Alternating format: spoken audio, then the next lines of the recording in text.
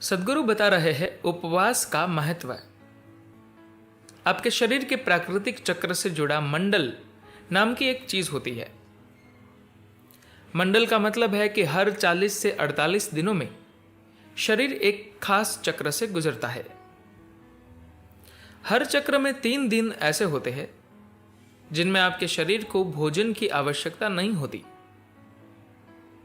अगर आप अपने शरीर को लेकर सजग हो जाएंगे तो आपको खुद भी इस बात का एहसास हो जाएगा कि इन दिनों में शरीर को भोजन की जरूरत नहीं होती। इनमें से किसी भी एक दिन आप बिना भोजन के आराम से रह सकते हैं।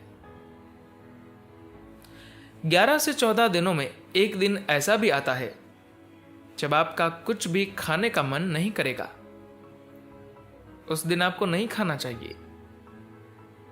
आपको यह जानकर हैरानी होगी कि कुत्ते और बिल्लियों के अंदर भी इतनी सजगता होती है। कभी गौर से देखें, किसी खास दिन वे कुछ भी नहीं खाते। दरअसल अपने सिस्टम के प्रति वे पूरी तरह सजग होते हैं। जिस दिन सिस्टम कहता है कि आज खाना नहीं चाहिए, वह दिन उनके लिए शरीर की सफाई का दिन बन जाता है और उस दिन वे कुछ भी नहीं खाते। अब आपके भीतर तो इतनी जागरूकता नहीं कि आप उन खास दिनों को पहचान सके। फिर क्या किया जाए? बस इस समस्या के समाधान के लिए अपने यहां एकादशी का दिन तय कर दिया गया।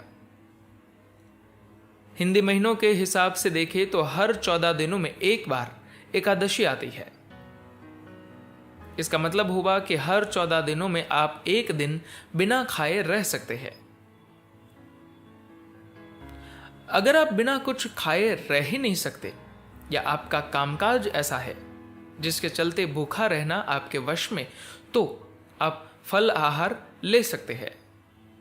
कुल मिलाकर बात इतनी है कि बस अपने सिस्टम के प्रति जागरूक हो जाए। एक बात और, अगर आप बार बार चाय और कॉफी पीने के आदी है और उपवास रखने की कोशिश करते हैं तो आपको बहुत ज्यादा दिक्कत होगी। इस समस्या का तो एक ही हल है। अगर आप उपवास रखना चाहते हैं तो सबसे पहले अपने खान पान की आदतों को सुधारें। पहले सही तरह का खाना खाने की आदत डालें, तब उपवास की सोचें। अगर खाने की अपनी इच्छा को आप जबरदस्ती रोकने की कोशिश करेंगी तो यह आपके शरीर को हानि पहुंचाएगा। यहां एक बात और बहुत महत्वपूर्ण है कि किसी भी हाल में जबरदस्ती न की जाए। धन्यवाद।